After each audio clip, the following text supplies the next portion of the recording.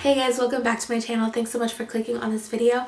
My name is Karen and today I'm going to be talking about my first and second trimester top 10 must-haves.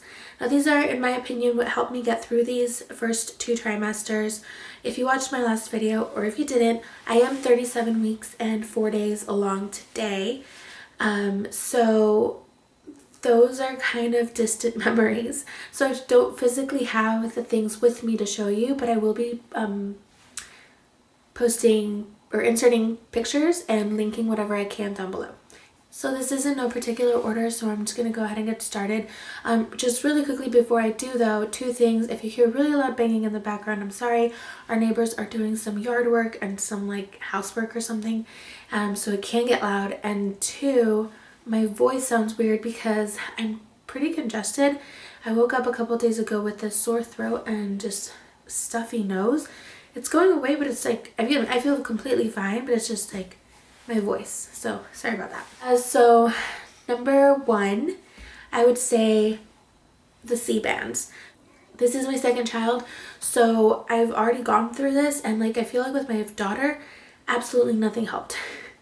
But this one, I felt like I found some relief in some of these products. So one of them being the C-bands. I was about 8 weeks pregnant when I found out about the pregnancy, so I kind of got the C-bands pretty early on, and I wore them well into the second trimester. I did not take them off at all except to shower. I feel like it could have been like the nausea I had was pretty bad. If you watched my last video, I talk about like I was literally on the couch for days. I couldn't even go upstairs to get into bed. It was that bad. Like I was just nauseous, and I wasn't even throwing up. It was just the nausea feeling. And I absolutely hate throwing up. It's like food, I hate throwing. I will hold it in if I can for as long as I possibly can. Now in the first trimester, going into the second trimester, I did vomit every single day in the mornings, but it wasn't food, it was the like acid. I don't even know what that's called, but like TMI, it's like this yellow acidy type thing that just comes out, and I did not feel okay to even start my day until that came out. So every single day into the from the first trimester into the second trimester, I was throwing up. The C-bands, I didn't even risk knowing if they weren't helpful by taking them off, because like I said, I was wearing them 24/7 except to get in the shower. It's like these little bands that go on your wrist. You have to like do like 3 fingers on your wrist and then put it like in a certain pressure point, and like there's instructions with them, and there's this little ball that's kind of like just putting the pressure where it needs to be.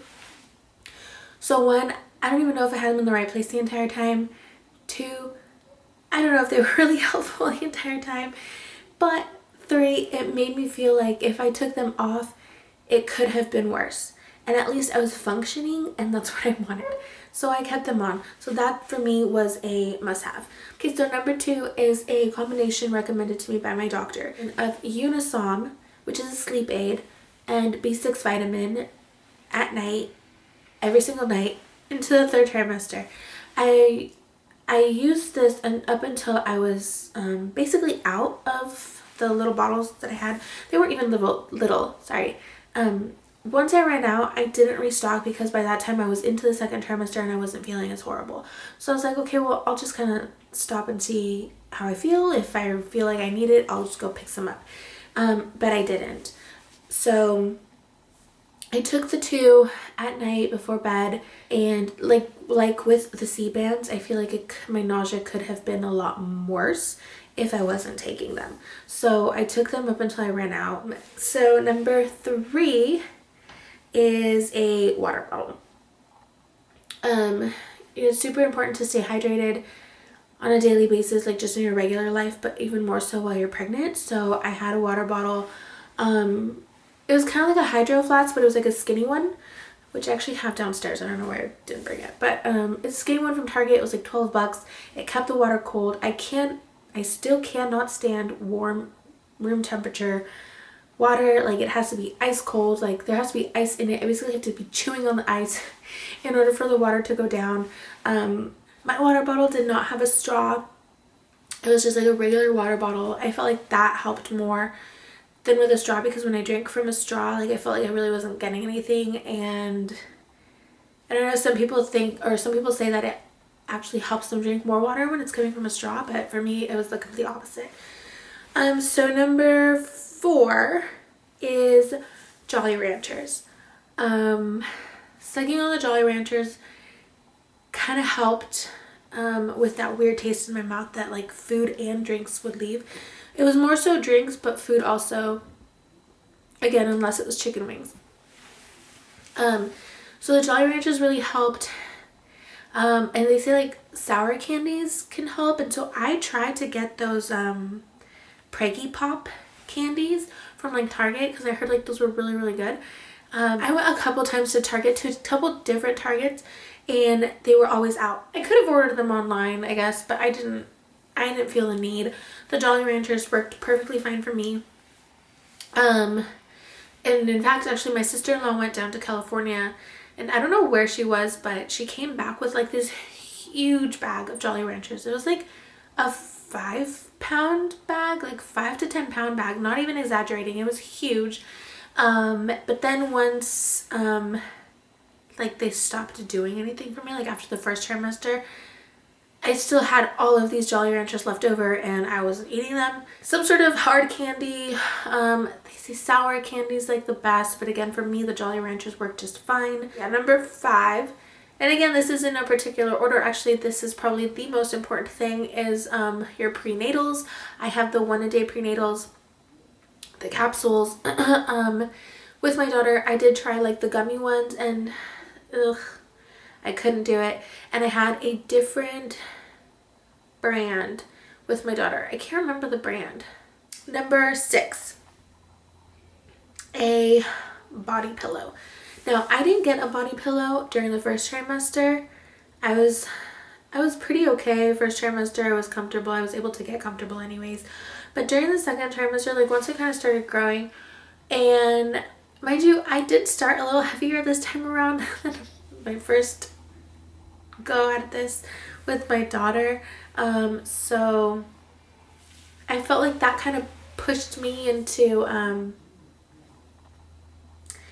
feeling uncomfortable a little quicker. So I did start having like a little bit of a lower back pain a little earlier this time, and I got the body pillow from Amazon, and it's like kind of like a U shape, but you're able to unzip one of the sides of the pillows. And I did that, and I use that in between my legs, as well as having additional pillows at the bottom of my feet where I have my feet propped up. And then I'll insert a picture. It's kind of cool. It was really, really helpful once I did get it in the second trimester.